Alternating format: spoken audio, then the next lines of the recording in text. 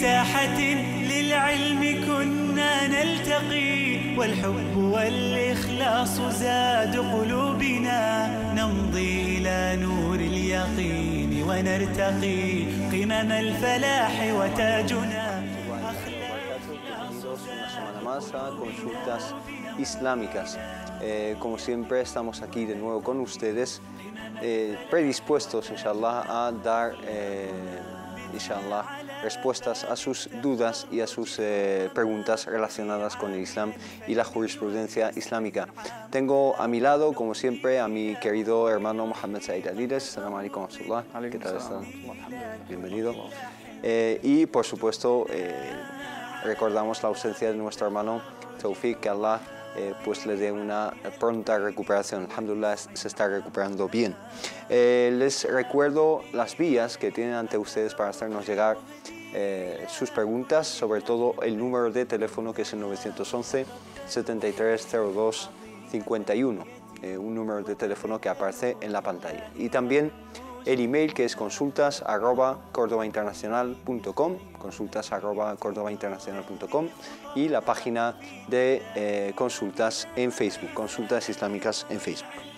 Hermano Mohammed Said, nos habíamos quedado la semana pasada hablando de la búsqueda del conocimiento, de la obligación que tenemos todos de buscar conocimiento y la metodología que esas élites o esos pocos afortunados de convertirse en talabas al-ilm, gente que busca el conocimiento, estudiantes del conocimiento, pues hay una metodología y digamos, una ruta, ¿no?, por la que andar en esa senda, ¿no? Se plantea aquí la importancia del Corán. Primero, ¿hay que empezar con el Corán o con qué empezar? Y si es así, ¿cuál es la importancia que tiene el Corán en esta búsqueda, ¿no? Bismillah ar-Rahman ar-Rahim, alhamdulillah, sallallahu sallam wa baraka ala mulana rasulillahi wa alihi wa sahbihi wa man walah. En el nombre de Allah, misericordioso y clemente, alabado sea Allah, que la paz y las bendiciones de Allah sean con su amado profeta Muhammad, sus familiares, compañeros y aquellos que siguieron su guía hasta el día del juicio final. Por supuesto, es muy importante empezar con el Sagrado Corán. Nuestros sabios, nuestros profesores, en el momento que hemos decidido seguir el camino de la búsqueda del conocimiento, del ilm al-shara y la búsqueda del conocimiento islámico, el primer consejo fue empezar con el Sagrado Corán, porque es la madre de todas las fuentes, ¿no? Cuando hablamos de las fuentes de jurisprudencia, masadir sharia, que tienen en cuenta nuestros juristas a la hora de deducir juicios, máximas y sacar los estatutos legales para las cuestiones de los ritos y todo lo que conlleva nuestra religión, tienen referencias y tienen, digamos, fuentes de esa legislación. La primera y la primordial y la madre de todas las fuentes es el Sagrado Corán. Y alguien que se va a dedicar al conocimiento sin que sepa con cierta profundidad la primera fuente de todas las fuentes y la más importante de todas, pues carece de algo tan básico, ¿no? El que no empieza por el Sagrado Corán y se adentra en el conocimiento islámico, digamos, ese avance es un avance cojo, es un avance torpe e incompleto, porque careces de lo más importante. Todas las prácticas están mencionadas en el Sagrado Corán. Toda la esencia del Islam está mencionada en el Sagrado Corán.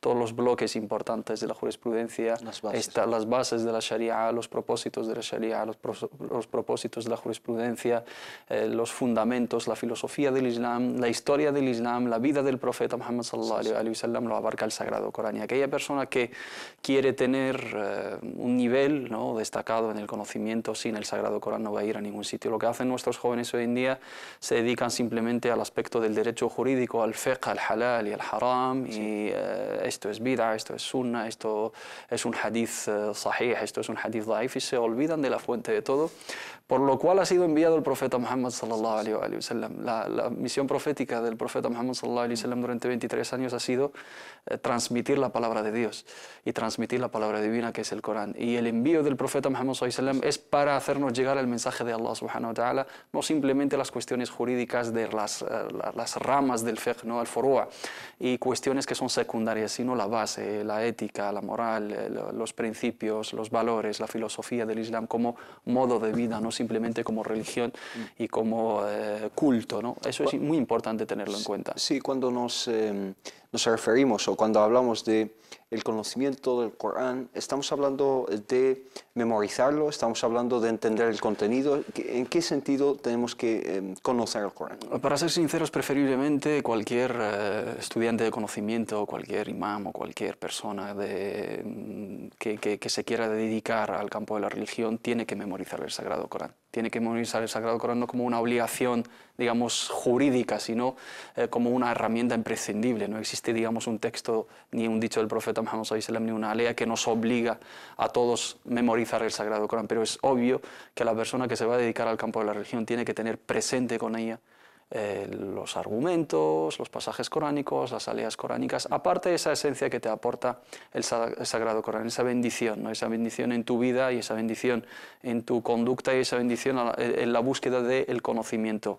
Para la élite, según la recomendación de nuestros sabios, es fundamental memorizar el Sagrado Corán, memorizarlo y estudiarlo. El estudio sin la memorización no vale y la memorización sin el estudio tampoco vale. Estamos hablando de la élite, alguien que quiere dedicarse a la medicina, a la cirugía, tiene que estudiar, digamos, los fundamentos de la medicina y empezar, digamos, con la medicina general y luego especializarse. Es lo mismo en el campo de la religión. Tienes que estudiar el libro que se considera como código de esa misma religión, que es el Sagrado Corán, y luego, a través de las otras herramientas, saber interpretar ese Corán y saber deducir de ello los juicios legales, diferenciar entre los contextos históricos, las aleas, la vida del profeta Muhammad sallallahu alaihi wasallam y tener en cuenta la gran recompensa que tiene uno a la hora de dedicar su vida al estudio del Corán. Nos vale, si no existiera otro hadith, salvo este que voy a mencionar ahora, nos valdría para dejarnos claro la importancia y la virtud y la bendición del Sagrado Corán. Khairukum man ta'allama al-Qur'ana wa 'allama. El mejor de vosotros es aquel que aprende el Corán y se lo enseña a los demás. Aprenderlo en el sentido de memorizarlo, meditarlo, conocer su recitación, conocer su historia, su exégesis, su interpretación, sus contextos históricos. Y realmente es un mar sin fondo. Uno, cuando dedica parte de su vida al estudio del Corán, del Corán, pues se da cuenta de que le haría falta muchas vidas, ¿no? Para abarcar todo el conocimiento, pero también percibe esa bendición en su vida. Mashallah, por lo tanto animamos a la gente a que estudie el Corán. Quizás es una asignatura pendiente que tienen los musulmanes, especialmente los que viven en Occidente, ¿no crees eso? Por supuesto, carecemos, ¿no?, de centros de formación, eso está claro, carecemos de jóvenes que memoricen el Sagrado, jóvenes nacidos aquí, ¿no? Esto ya está pasando, gracias a Dios, en países como Francia, por ejemplo, donde hay una gran universidad en la cual he tenido el honor de estudiar, fundada hace más de 20 años, bueno, sobre todo el departamento del Sagrado Corán por el Sheikh Ayman Suwaid, y ha dejado grandes alumnos que hoy en día recogen las 10 versiones del Sagrado Corán, al-Qira'at al-Ashr, con as-Sanad al-Muttasil ila Rasulullah sallallahu alaihi wasallam, con la cadena de transmisión hasta el profeta Muhammad sallallahu alaihi wasallam. Jóvenes y niños y chicas que han nacido en Francia, que han memorizado el Corán ahí, que han estudiado la Sharia, los estudios islámicos en Europa, que han llegado a terminar la memorización de una manera perfecta, e incluso se han especializado en las versiones coránicas y tienen as-Sanad al-Muttasil ila Rasulullah, tienen la cadena de transmisión, tienen el certificado de la cadena de transmisión hasta el profeta Muhammad sallallahu alaihi wasallam. Ojalá lleguemos nosotros aquí, sobre todo teniendo en cuenta que Al-Ándalus, España, hoy en día, es la referencia en el aspecto del Qira'at y el Corán. Todos. Siempre lo ha sido. Siempre lo ha sido. Es la cuna de Ilm al-Qira'at, el sabio más destacado en las versiones coránicas, en el estudio del Sagrado Corán, que es Abu Amr al-Dani, de Denia, y su discípulo, su alumno, que es al-Shatibi, rahimahullah ta'ala. Al-Qira'at al-Sab', las 7 versiones, tenemos que estudiar al-Shatibi, Hirz al-Amani wa Jatani, que su autor es al-Shatibi, de Shatiba. Y al-Shatibi se basa sobre al-Taysir de Abu Amr al-Dani y todas las ciencias del Sagrado Corán. El Rasm al-Qur'ani, digamos, la caligrafía y la escritura especial del Sagrado Corán, nació aquí. Al-Qira'at, digamos, no es que naciera aquí, pero las obras más importantes que son referencia para todo el mundo islámico hoy en día salieron de España. El tema, la ciencia del adl, cómo calcular las aleas, salió de aquí también, Abu Amr ad-Dani y Ash-Shatibi. Y muchas otras especialidades, todas han surgido de España. Y España, a través de su comunidad musulmana y a través del interés por el estudio del Corán, y eso es uno de los sueños, es, inshallah, crear un centro de estudios coránicos que haga volver, ¿no?, esa cadena de transmisión al Andalus, porque hoy en día nosotros viajamos a Arabia Saudí, viajamos a Marruecos y a Egipto. ¿Y se estudia ahí? Se estudia ahí para que nos den la cadena de transmisión. Por ejemplo, yo cuando he conseguido el ijaza, por ejemplo, en cierta riwaya, esa ijaza pasa por el Imam Shatibi. Voy a Arabia Saudí, o voy a Marruecos, o voy a Egipto, o a Siria, o a Francia, sobre todo en Francia, cuando nos encontramos con nuestros shuyukh, recitamos el Sagrado Corán, lo estudiamos, y a la hora de otorgarme la cadena de transmisión, esa cadena pasa de nuevo por España. De tu país autóctono. Eso es, donde yo vivo. Por lo tanto, si conseguimos que nuestros jóvenes, inshallah ta'ala, que vuelva esa nada, ¿no?, ese renacimiento coránico a la comunidad musulmana aquí, sería uno de los grandes logros, inshallah ta'ala. Es un sueño que tenemos y por supuesto, si los musulmanes y especialmente los jóvenes se reconectan o, ¿cómo decirlo?, recuperan ese parentesco, ¿no?, Silat al-Rahim, ¿no?, parentesco con el Corán. Aquí, ¿no piensas que se evitarían muchísimos problemas de radicalismo? ¿No? Por supuesto, sí. Aquella persona que ha estudiado el Sagrado Corán tiene una mente abierta en el aspecto del estudio de la religión. Tiene una visión global de la religión, no se limita a ciertos contextos y no se dejan llevar por lo que le cuentan, porque si todo se basa sobre el Sagrado Corán y tú lo tienes memorizado, lo tienes en tu corazón y lo has estudiado... Y lo ves desde un punto de vista global, ¿no? Global, o sea, íntegro. Lo abarca todo. Entonces, te cuenten lo que te cuenten, cualquier historia, cualquier hecho histórico de la vida del profeta Muhammad sallallahu alaihi wasallam, todo está recogido en el Sagrado Corán y todo lo contextualizas con lo que viene mencionado, porque es la palabra divina, que no admite tergiversación, que no admite manipulación, ni falsedad, ni cambio, ¿no? Por lo tanto, estás totalmente inmunizado, protegido de cualquier desviación en el sentido de las ideologías erróneas, el extremismo, el fanatismo a la hora de cometer barbaridades como lo están haciendo, a la hora de sacar contextos coránicos. Eso lo dice el Corán, no lo dice el Sagrado Corán. Es que esto viene mencionado en el Sagrado Corán. Es tu lectura del Sagrado Corán y está sacado de su contexto. Todo eso es importante. Si volvemos a la base, si volvemos a la fuente, vamos a asimilar la pureza del Islam y ojalá todas las familias, todos los padres y todas las madres se interesen por el estudio del Sagrado Corán de igual manera que tiene el interés en el estudio de los idiomas y de las otras ciencias. No todos, por supuesto, nos vamos a dedicar al campo de la religión, eso es obvio, pero al menos que tengamos una formación básica. Y aquellas personas que tienen el sueño y la ilusión de emprender el camino de conocimiento islámico, que sepan que el primer paso es el Sagrado Corán. Barakallahu fik, y nuestro sueño es tener unas instituciones, digamos, fuertes que puedan transmitir este tipo de conocimiento. Por cierto, en Estados Unidos ya tienen la primera universidad acreditada, ¿no?, como una institución de educación, digamos, de alta educación, ¿no?, Ta'lim al-Ali, ¿no?, lo que es. Y es realmente una suerte que tienen ahí y ojalá, inshallah, aquí en España también tengamos algo semejante. Insisto que muchísimos problemas de los que nos aquejamos hoy en día o que nos aquejan hoy en día se pueden evitar con este tipo de formación. Todo pasa por la educación. Hermano Mohamed Said, si te parece, vamos a empezar con algunas preguntas que tenemos. Tenemos una pregunta que quizá se plantea bastante, y es que una chica nos pregunta que ella ha ido a la mezquita con sus amigas musulmanas y había una amiga no musulmana que quería entrar con ella a la mezquita a conocer lo que se dice dentro, ¿no? Pero que le pusieron algunas trabas quizá para entrar, le dijeron que se tiene obligatoriamente que poner lo que es el velo o un pañuelo o el hijab para entrar dentro de la mezquita. ¿Qué tipo de, digamos, medidas se en su caso, se tienen que tomar antes de entrar a la mezquita si uno no es musulmán?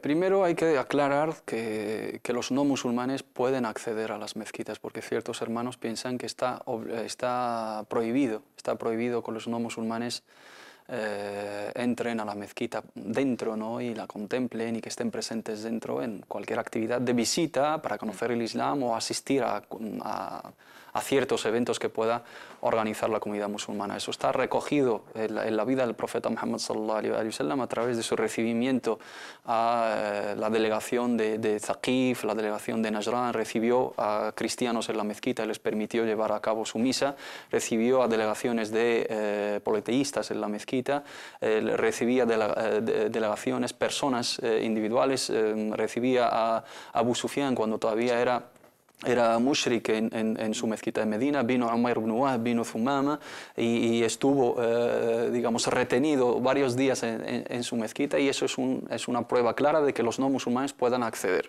Hay una diferencia entre el Masjid al-Haram, la Meca, la casa sagrada, y esos recintos tienen un juicio especial, tienen un estatus especial que solamente pueden acceder los musulmanes. A lo que son las fronteras del Haram, la zona inviolable, la zona sagrada, ahí solamente pueden acceder los musulmanes. Todas las mezquitas del mundo pueden acceder no musulmanes. Digamos que esa es, digamos, una excepción. Un caso excepcional. Excepto la mezquita sagrada, todas las otras mezquitas pueden acceder los no musulmanes, sobre todo si es por alguna necesidad, por conocer al Islam, por entablar esas relaciones, por la vecindad, por la convivencia, etc. Siempre y cuando se tengan en cuenta las condiciones mínimas de la buena presencia, sí, de recato, respeto, pero en ningún momento debemos obligar a las no musulmanas a que se cubran el pelo, a que vayan vestidas de alguna manera. Si van vestidas correctamente, en señal de respeto a ese lugar de culto, se le permite perfectamente la entrada.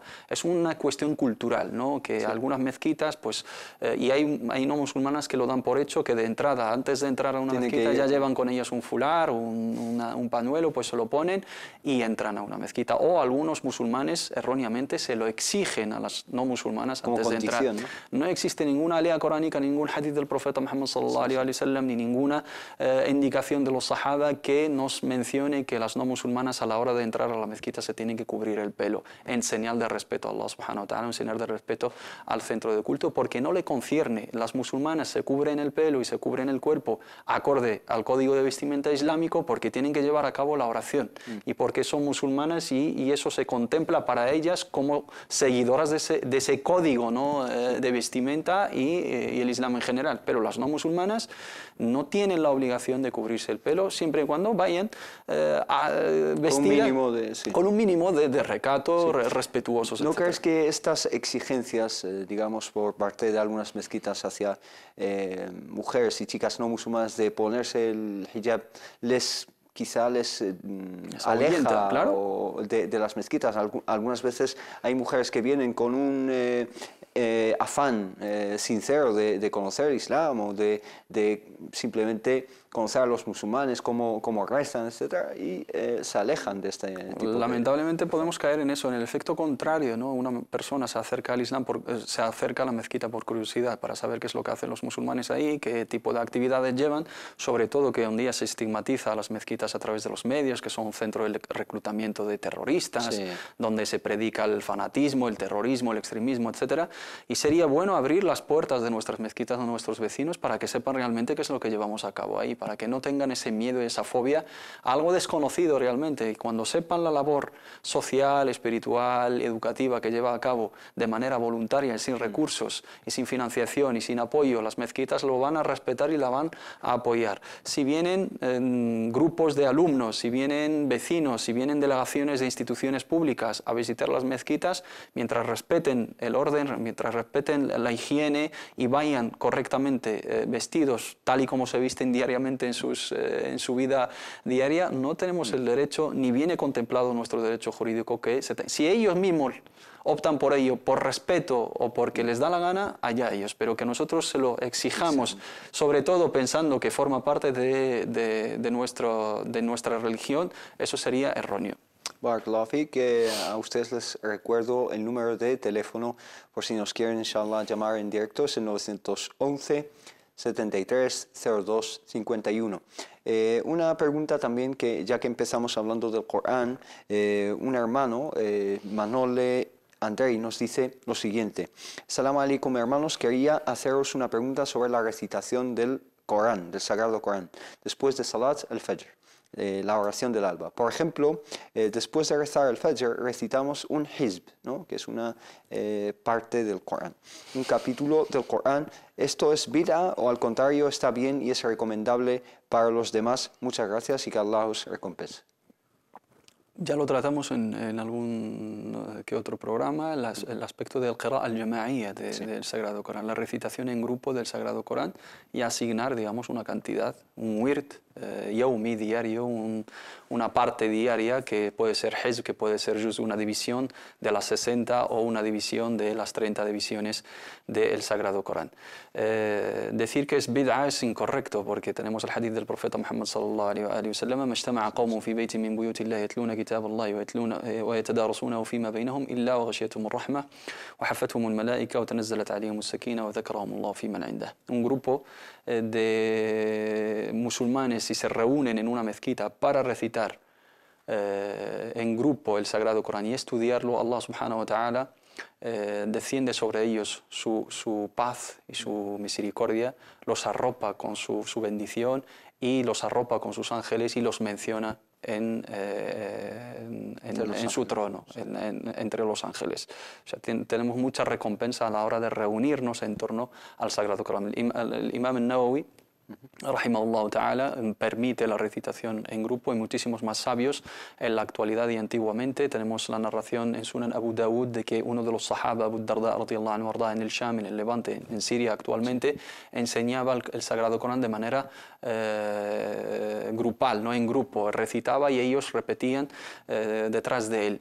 Sobre todo si es en el contexto del aprendizaje o de mantenerlo memorizado. Los que memorizamos el Sagrado Corán necesitamos repetirlo de nuestra memoria diariamente para no olvidarlo, porque son 114 suras y más de 6.200 aleas. Sí. Si los abandonas, pues se olvida, y el profeta Muhammad sallallahu alaihi wasallam lo dijo: "Walladhi nafsi biyadihi al-Qur'an ashaddu tafallutan min al-ibli fi uquliha." El Corán es mucho más difícil de aguantar su memorización que mantener, digamos, atadas los camellos en sus ataduras, ¿no? Al moverse diariamente cabe la posibilidad de que se suelten y se escapen, pero en el caso del Corán, como lo abandones y como te olvides de él, lo vas a perder. Por lo tanto, ese hizb warid, este hizb yawmi, diario, permite a la gente que memoriza el Sagrado Corán mantenerlo memorizado. También permite a la gente que no sabe recitar el Corán aprender la recitación y las reglas de recitación. Las condiciones tienen que ser respetar las reglas de recitación, ahkam al-tilawa, ahkam al-tajwid, no entrecortar las aleas, ¿no? Y que sea hacer un waqf donde no. Eso es, hay que hacer el cese, el waqf en los lugares determinados y recitar correctamente. Y luego que sea con la intención de aprendizaje o de mantener la memorización sin pensar que es algo sunna narrado del profeta Muhammad sallallahu alaihi wasallam. No lo hizo el profeta Muhammad sallallahu alaihi wasallam de esa manera, ni lo hicieron los sahaba de esa manera, eso por supuesto, pero eso no quiere decir que no está permitido, porque tenemos la base en los hadiths del profeta Muhammad sallallahu alaihi wasallam, y también buscando esa maslaha, ¿no? ese beneficio del aprendizaje y de mantenimiento de lo memorizado, está permitido, inshallah, y no es ninguna bid'a. Y yo personalmente se lo recomiendo a los hermanos, especialmente aquí, porque la gente no recita el Sagrado Corán de Ramadán a Ramadán. Y los que no entienden árabe o tienen dificultad a la hora de recitarlo, si no tienen la posibilidad de sentarse con alguien que sabe recitar correctamente y seguirle, no lo van a hacer. Si en una mezquita se hacía, yo en los momentos que ejercía de imam tenía el hizb al-warid, sobre todo después del Maghrib, y mucha gente aprendió, alhamdulillah, de recitar correctamente, y mucha gente llegó a terminar la lectura del Sagrado Corán por primera vez en su vida, porque hacíamos la recitación. Nunca lo había terminado, sino ahí. Entonces se acercaba gente y dice, te lo agradecía, y dice, es que la vida había terminado la lectura del Sagrado Corán, salvo haciendo el hizb con vosotros. Por lo tanto, con esos propósitos tan nobles es algo recomendable, pero no es sunna en el sentido de que lo haya hecho el profeta Muhammad sallallahu alaihi wasallam. Una pregunta de un hermano Mujahid nos dice: Assalamu alaikum hermanos, espero no molestarles y me dirijo a ustedes con un gran entusiasmo. La razón de este mensaje es por el temor a Allah y ya que soy una persona que comete un gran pecado y me arrepiento y vuelvo a reincidir, esto me supera y necesito ayuda. Y no sé a quién acudir, dice. Temo el castigo de Allah, no sé qué hacer, necesito un remedio para no volver a la tentación y espero que me ayuden y que Allah les ayudará, inshallah. Es decir, es una falta que reincide constantemente, pide perdón a Allah subhanahu wa ta'ala, pero vuelve a lo mismo. Dijo el profeta Muhammad sallallahu alaihi wasallam: "An-nadamu tawbah". La sensación del arrepentimiento en sí es una tauba, en sí es un arrepentimiento, en sí es una expiación de las faltas. Aquella persona que comete un error y se siente disgustado, se siente mal consigo mismo, se reprocha, se arrepiente, está en lo correcto. Todavía tiene la llama de su fe viva y encendida y todavía está en el camino de Allah subhanahu wa ta'ala. El ser humano no es perfecto. Aquellos hermanos que pretenden que nunca cometan pecados están pidiendo algo imposible, porque dice el profeta Muhammad sallallahu alaihi wasallam: "Kullu ibni Adam khata' wa khayrul khata'in at-tawwabun". Todo hijo de Adán comete pecados y va a caer en los pecados y va a caer más de una vez, pero los mejores de entre ellos son aquellos que se arrepienten y reconocen sus errores. La relación entre un siervo y su creador debe de ser esa, el adorarle para llevar la recompensa. Y él intentar no caer en su desobediencia y en el momento de faltar pedirle perdón y regresar hacia él. Hay un hadith que creo que dice que si los seres humanos no cometiesen pecados, Allah subhanahu wa ta'ala los hubiese quitado y cambiado con otra gente y con otras naciones que cometan errores y que pidan perdón a Allah para que les perdone. Eso no hay que entenderlo como una llamada abierta para el pecado. El musulmán, eso es, no tiene que tener como fin pecar. No lo tiene que tener programado, ¿no? Yo voy a cometer faltas de tal manera y en tal tiempo, todo digamos, premeditado. Pero en el momento de que caigamos por nuestra falta de conciencia, por nuestra debilidad humana, por nuestra inclinación hacia el mal, por la incitación, por la debilidad, ese momento es el momento de volver hacia Allah subhanahu wa ta'ala. Hay un hadith muy bello del profeta Muhammad sallallahu alaihi wasallam, dice: "Ma min 'abdin mu'minin illa wa lahu dhanbun ya'taduhu alfaynata ba'da alfayna aw huwa muqimun 'alayhi hatta yufariqa ad-dunya. Inna al-mu'mina khuliqa mufattanan nassa'an idha dhukira dhakar". Cualquier creyente tiene un pecado que suele cometer de vez en cuando o lo va a cometer siempre hasta que abandone esta vida. El ser humano, el creyente, Allah subhanahu wa ta'ala lo creó mufattan, que es fácil de incitar y es fácil de que cometa errores. Pero dhakkaran, también en el momento de sacudirle, de llamarle la atención, de acordarle su relación con Allah subhanahu wa ta'ala, reflexiona y retoma el camino. Esa es la esencia de la ibadah de Allah subhanahu wa ta'ala. Allah subhanahu wa ta'ala no pretende de nosotros que no caigamos nunca, sino pretende de nosotros que le pidamos perdón siempre que caigamos.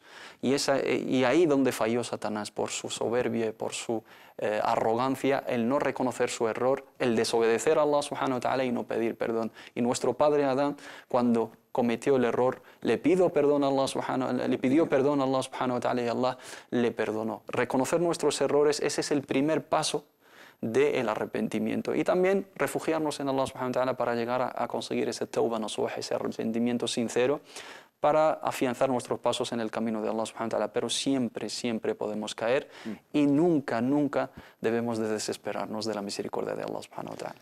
Barakallahu fik,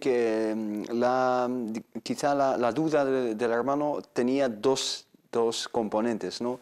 El si Allah subhanahu wa ta'ala le va a perdonar, que eso obviamente lo has contestado totalmente, que Allah subhanahu wa ta'ala perdona de todo, excepto que se asocie a un Dios con él, pero también cómo puede solucionar el problema y dejar de cometer ese pecado. Inshallah vamos a seguir con eso después de una pequeña pausa, unos pocos minutos inshallah, y volvemos enseguida. Assalamu alaikum. في ساحة للعلم كنا نلتقي والحب والإخلاص. Assalamu alaikum wa rahmatullah, bienvenidos de nuevo a Consulta Islámica. Nos había quedado la duda del hermano Mujahid, que nos preguntaba acerca de si puede salir de este ciclo o círculo vicioso, ¿no? De cometer una falta, pedir perdón a Allah subhanahu wa ta'ala, luego cometerla de nuevo, etc. Le hemos dado este mensaje esperanzador, que es el mensaje del Islam, de que cualquier falta, cualquier pecado, al fin y al cabo, sí que tiene una salida. Y nos quedaba cómo realmente solucionar el problema de raíz, ¿no? Uno que tiene estas faltas que has dicho, que el profeta sallallahu alaihi wasallam dice que cada uno de nosotros tiene una falta a la que vuelve constantemente. ¿Cómo salir de este círculo vicioso?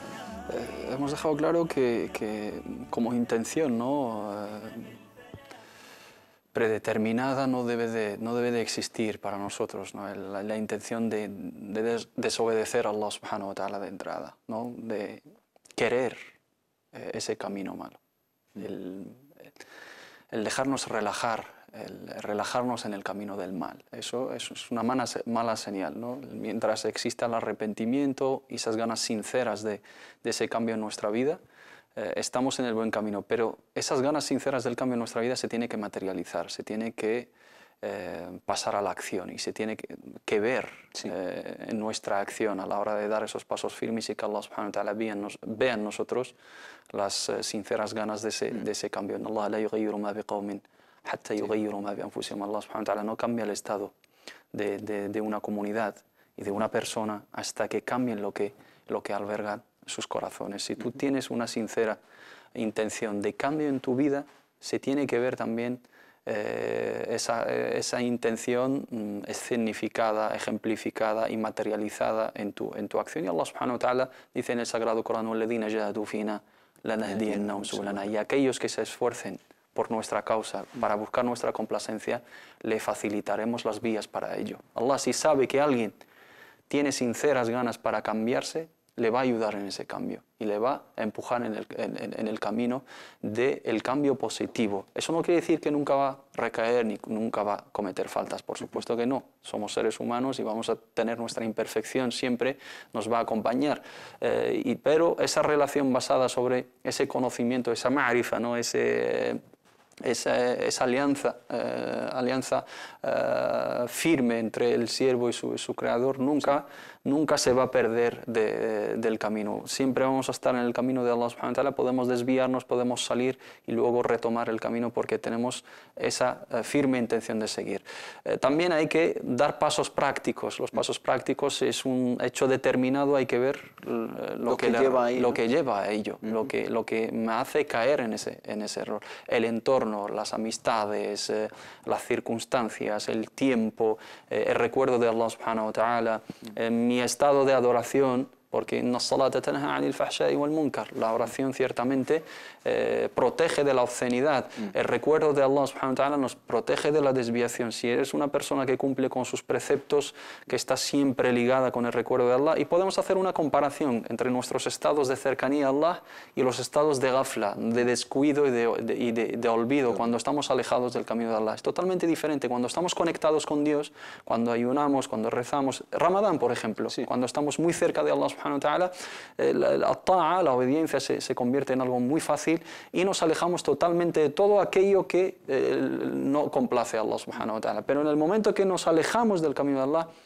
se convierte en una tarea muy difícil la adoración de Allah subhanahu wa ta'ala y la obediencia. Nos convertimos en presa fácil, ¿no? Efectivamente, estamos más expuestos a la tentación, más expuestos a la desviación, no estamos protegidos, no estamos afianzados en el camino de Dios. Buscar una buena compañía, corregir el entorno, recurrir al dua, recurrir a pedir a la súplica de Allah subhanahu wa ta'ala y recurrir a la práctica, porque la práctica te acerca a Allah subhanahu wa ta'ala y cuando más cerca estás de Allah, más lejos estás de su desobediencia. Barakallahu fik, que es muy preciso hacer quizá esta revisión, ¿no? Revisión de nuestro estado con Allah subhanahu wa ta'ala para llegar a la raíz del problema. Aquí se plantea una cosa y es que, muy bien, he demostrado una intención de hacer una tauba, lo que es volver a Allah subhanahu wa ta'ala.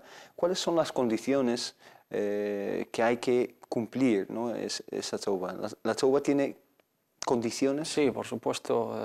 La resumen nuestros sabios en tres cuestiones, ¿no? El istighfar, el nadam wal i'tisar wa adam al israr.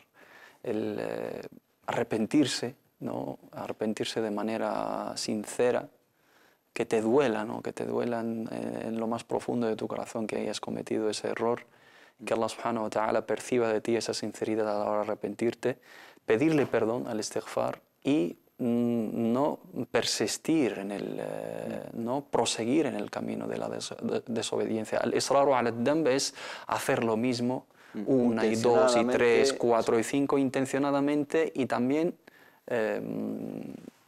gustándote, ¿no? Sí. Que te sientes cómodo. En el momento que te sientes cómodo en un pecado, te acomodas que te acomodas en ello, eso es una malísima señal de que no estás en el buen camino y ya esa llama de tu fe se está apagando. Y aunque te arrepientas, no es un arrepentimiento sincero. Pero en el momento que cometas en el, por supuesto, en el momento de hacerlo lo puedes disfrutar, pero o mientras lo estás haciendo o al terminarlo te sientes mal contigo mismo, eso en sí es una tauba, es un nadam, es un arrepentimiento que cumple con esa condición. Luego pedirle perdón a Allah subhanahu wa ta'ala a través del istighfar, de pedir perdón oralmente y haciendo obras de bien para compensar esas faltas. Innal hasanati yudhibna as-sayyi'at wa atbi'is sayyi'ata al-hasanata tamhuha. Las buenas obras borran las malas obras y sigue una acción mala con otra buena para borrarla y luego tener la intención de dejarlo, de abandonar, siempre confiando en la ayuda de Allah subhanahu wa ta'ala, por supuesto. Y solamente terminar con esta. Quien piensa que Allah subhanahu wa ta'ala no es capaz de guiarle, le está faltando el respeto a Allah subhanahu wa ta'ala. Allah es capaz, eso es pensar mal de Dios. Allah subhanahu wa ta'ala tiene el poder de guiarnos todos. Lo que hace falta es una buena intención. Realmente es un tema muy importante y por eso he querido quizá hacer hincapié en él, porque muchos jóvenes quizá tienen las ideas un poco equivocadas, no saben la magnitud del perdón de Allah subhanahu wa ta'ala y que el camino para volver a Allah subhanahu wa ta'ala es lo más fácil del mundo, inshallah. Vamos a pasar a otras preguntas con tu permiso, hermano. Una hermana nos dice: Assalamu alaikum, mi pregunta es que yo siempre he visto muchas telenovelas. Ya sabéis que es un vicio para muchas mujeres y estos últimos meses, alhamdulillah, me he acercado más al camino de Dios y he dejado de ver las telenovelas, que por cierto la mayoría eran mexicanas, nos dice. Pero me han dicho que no es haram verlas. Yo quería pedirles por favor que me confirmaran si es haram, es decir, si está bien que las vea o al verlas se anula mi salat. Hago o subrayo esta palabra, si al verlas se anula mi salat. Muchas gracias una vez más, que Dios os pague con el paraíso, inshallah, igualmente. Realmente es gratificante, ¿no? A veces ver la preocupación de ciertos hermanos, de ciertas hermanas con ciertos temas. Cuando se acercan a Allah subhanahu wa ta'ala empiezan a ver las cosas de diferente manera. Es emocionante incluso. El hecho de preocuparse con tu relación con Allah subhanahu wa ta'ala en cosas que igual otros consideran que son chorradas, ¿no? Que ver la televisión. ¿Qué más da, no? ¿Qué más da? Estoy viendo una telenovela o estoy viendo una peli o estoy tomando algo, saliendo, tal y cual, chorradas, ¿no? Pero realmente sí que importan en nuestra... Sí que importa y el Corán nos lo confirma. Efectivamente, ¿qué pasa con este libro? Eso es nuestro libro que no abandona ni una pequeña ni una grande. Todos los detalles de nuestra vida. Y todo tiene que ver con nuestra vida, al fin y al cabo. Si estamos hablando de esa cercanía a Allah subhanahu wa ta'ala, cuando el bien está muy presente en tu vida, estás más protegido, y cuando el mal está presente en tu vida, a través de chorradas incluso, pues estás desprotegido. La filosofía del Islam respecto al tema de las producciones audiovisuales, la televisión, el cine, el ocio de todo tipo, mientras no sea contradictorio, mientras ese producto en sí no sea contradictorio a los valores del Islam, no predica algo contradictorio a nuestros valores, no enseña algo malo, nocivo, no hay presencia de obscenidad, de intimidad, de lujuria, de imágenes, digamos, desagradables y incorrectas religiosamente, lo podemos ver. Si son cuestiones que son contradictorias a nuestra religión, normalmente pues relaciones amorosas, intimidades, fuera de matrimonio, y eso también inculca unos valores al fin y al cabo. Si estamos viendo ese tipo de producciones audiovisuales, se convierte en nuestra naturaleza. Efectivamente, y aparte nos dejamos llevar con lo que vemos, lo tomamos como referencia, como ídolos, queremos vivir lo que estamos viendo en esas telenovelas y nos tenemos que volver a la vida real. Hay algunos países donde algunos de estos actores o actrices han venido desde México, Venezuela, etcétera, y les han recibido una recepción de reyes, sí, ¿no? En países musulmanes. Es decir, incluso, que se han convertido con el tiempo en ídolos, ¿no? Y por eso supuesto, es peligroso, ¿no? Es peligroso porque a través de los medios se educa y a través de las series de ficción o de drama social o de comedia, etcétera, se educa también. Por lo tanto, como musulmanes debemos de preocuparnos también, aunque les parezca a algunos que son chorradas, pero sí son importantes porque Allah subhanahu wa ta'ala nos dice Inna as-sam'a wal basara wal fu'ada kullu ulaika mas'ula, la vista, el oído, el intelecto, de todo ello vamos a rendir cuenta. Es tiempo que gastamos a la hora de ver ese tipo de cosas, son cosas que vemos que no, igual no cumplen con los parámetros de nuestros valores, por lo tanto es importante tenerlo en cuenta. Mientras no sea eso, si está permitido, si le aporta algo de beneficio o si es un entretenimiento mubah permitido. El hecho de que le anule la oración o tal no tiene nada que ver porque no entra en el aspecto de los anuladores de tal. Si es algo malo, es un pecado o es una falta que comete, a través de la oración la puede inshallah ta'ala enmendar, pero es importante que reflexione sobre el material y el tiempo gastado en esto y el contenido. Barakallahu fik, una pregunta que nos plantea una hermana, nos dice que ella lleva el hijab pero no lo lleva con convicción y por lo tanto cuando no está en presencia de personas musulmanas y sus familiares pues se lo quita, ¿no? Entonces nos dice si dejarlo, o sea, continuar llevando el hijab o quitárselo de una vez. Lamentablemente la hermana sufre aquí de un complejo, ¿no? Hace más caso a la gente y le preocupa más lo que piensa la gente de ella, más de lo que pueda, más de cómo le pueda ver Allah subhanahu wa ta'ala, que es su creador, el que le manda llevar ese precepto. Llevarlo en ciertos ambientes y con cierta gente y dejar de llevarlo con otra, eso es hipocresía, por supuesto. Pero de ahí a decirle que lo abandone totalmente, no, hay muchos que dicen, no, mientras no lo pueda llevar bien, lo voy a abandonar del todo. Siempre pongo el ejemplo de la oración, hay gente que no reza debidamente en su tiempo, no respeta los horarios, etc. ¿Cuál es mejor? ¿Que abandone el rezo totalmente? El shaitán les viene y le dice, mira, tú es que no rezas a tiempo, ni tu vida va acorde al rezo, abandona el rezo. Y ya llegará el momento en que inshallah retomes el camino. Eso nunca va a pasar. Y va a estar mal porque va a abandonar totalmente la oración. Lo suyo es que se mantenga en ese estado, aunque no es lo ideal, aunque no es lo correcto, sí, y que a través de ello, inshallah ta'ala, haga un esfuerzo para mejorar y llegar a establecer, ¿no?, ese estado correcto en la adoración, en la oración o en el hijab.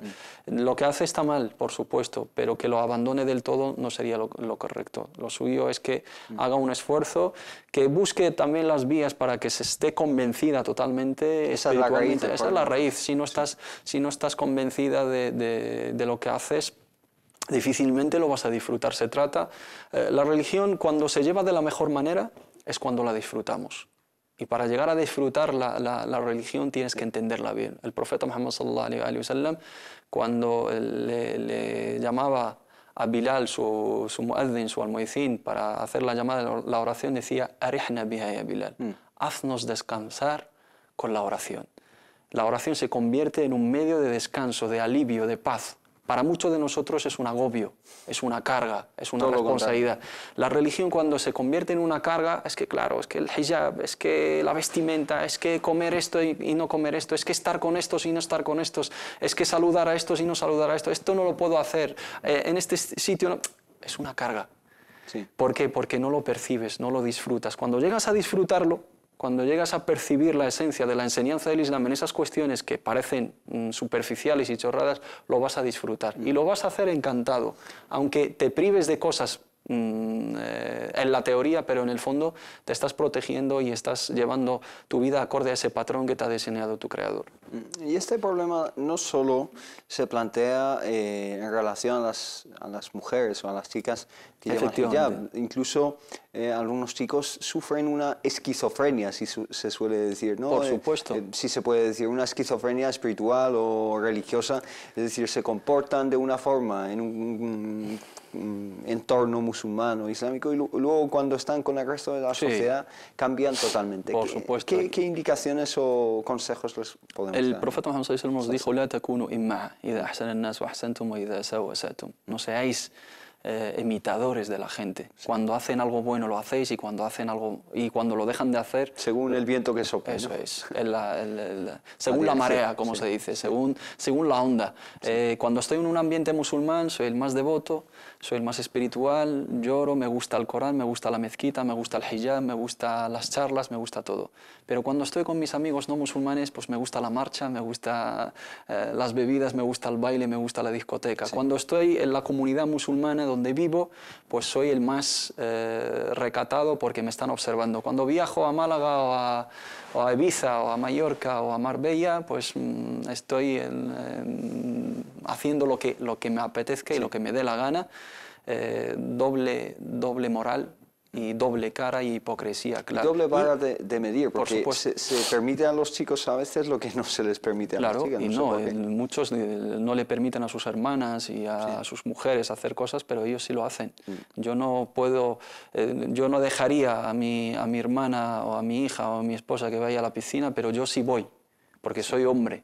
Yo no permitiría a mi hija estar, o mi hermana o mi mujer estar en un ambiente, en una discoteca y tal, y yo sí me lo puedo permitir porque soy hombre. Eso tampoco está bien.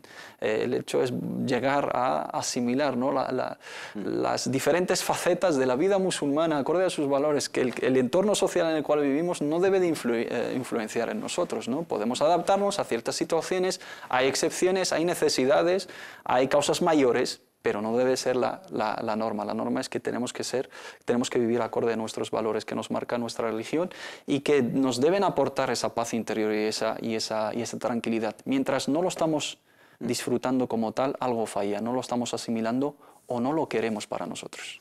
Barakallahu fik, unas dudas también que nos plantea un hermano acerca de cuestiones financieras. Nos dice que tiene un negocio y nos pregunta cómo calcula el nisab, el mínimo imponible, ya que fluctúan las ganancias y pérdidas del negocio. ¿Cómo se calcula más o menos?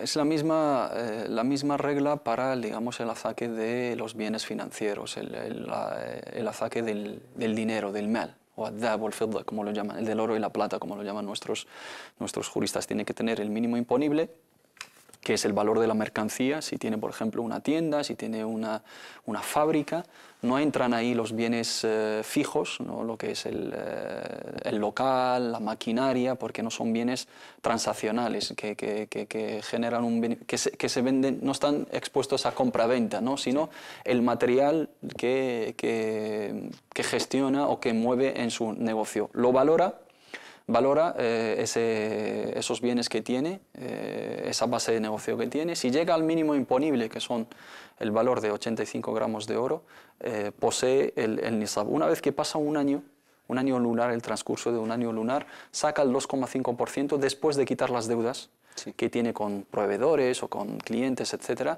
Y también calcula las deudas pendientes de cobro y hace la regla de 3. Multiplicado por 2,5%, la cantidad que le sale es el azaque que debe de dar a las 8 categorías concernidas por el azaque, las nafet zamani. Detalles en el Corán. En el Sagrado Corán, sí. La segunda pregunta es que tiene una cantidad. Por ejemplo, nos dice 5.000 euros al principio del año, al inicio del año, luego decae o disminuye esa cantidad y vuelve a subir la cantidad por encima del nisab. Entonces, cómo lo calcula o si debe sacar de todas formas. La opinión más sólida en este aspecto es que el nisab se debe de mantenerse a lo largo del transcurso de ese año lunar. No vale simplemente de empezar a poseerlo al inicio del año y luego, digamos, disminuye, pero al final del año lunar vuelve al importe, al mínimo imponible. Sí. En ese caso no se considera como nisab. Si tengo 5.000 euros, por ejemplo, vamos a poner el mínimo imponible, que son 3.200 euros en la actualidad. Tengo 3.200 euros ahora. Después de un año lunar debo de sacar el 2,5%, pero se debe mantener a lo largo de todo ese año. Esos 3.200 euros se deben mantener a lo largo de todo el año. Si, por ejemplo, a los 3 meses gasto de ellos 1.000 euros y luego a los 3 recupero, es que debo de empezar a contabilizar de nuevo el año. Se empieza a contabilizar en el momento que está íntegro el mínimo imponible, pero se tiene que mantener a lo largo de todo el año. Si a lo largo del año disminuye, ya dejo de poseer ese mínimo imponible en realidad. Sí. Ya no se considera como nisab porque naqasa nisab, porque ha disminuido. Ha recaído. Barakallahu Fik. Y una pregunta acerca de la alimentación halal. Nos dice el hermano Muhammad que hay muchos alimentos con el sello halal en diferentes establecimientos. Dice si nos podemos fiar solo de ese sello. En mi opinión personal, no nos debemos fiar simplemente por el sello que lleven ciertas marcas, porque hay que ver el procedimiento, los parámetros aplicados y ver esa institución certificadora si cumple con esos parámetros, si son reconocidos, si aplica los requisitos jurídicos, si tiene dawabit al-shar'iyya, si tiene las condiciones que marca nuestra legislación islámica en tal, y si hace un seguimiento, hace auditorías, si hay un seguimiento a lo largo de todo el año. La certificación halal hoy en día carece, según los datos, según mi experiencia, según los datos que tenemos y digamos, reconocidos por las mismas instituciones que se dedican a ello hoy en día. La certificación se basa sobre cumplir una normativa que es sanitaria, genérica, ¿no?, que establece la ley española a nivel de sanidad, a nivel de consumo, a nivel de veterinaria, y luego la normativa interna acorde a los preceptos halal. Esa normativa interna lo aplica, esos parámetros lo aplica la misma institución, la misma empresa, son empresas hoy en día.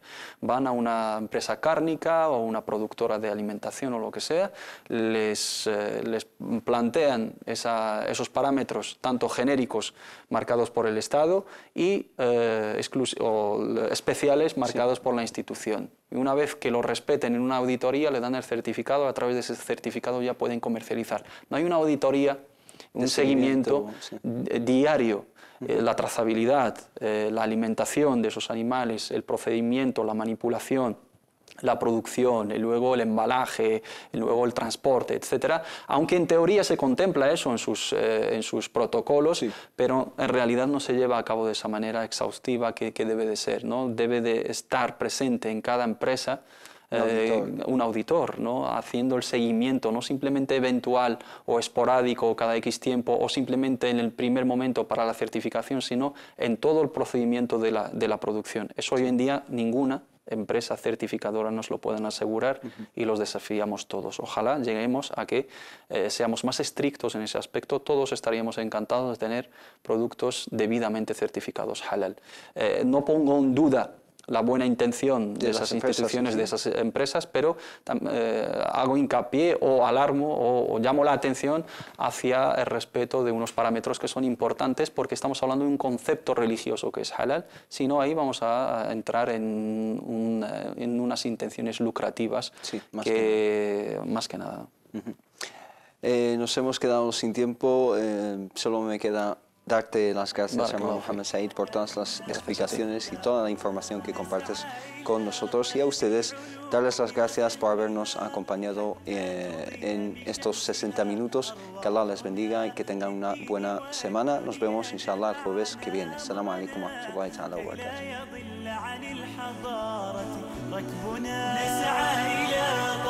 barakatuh.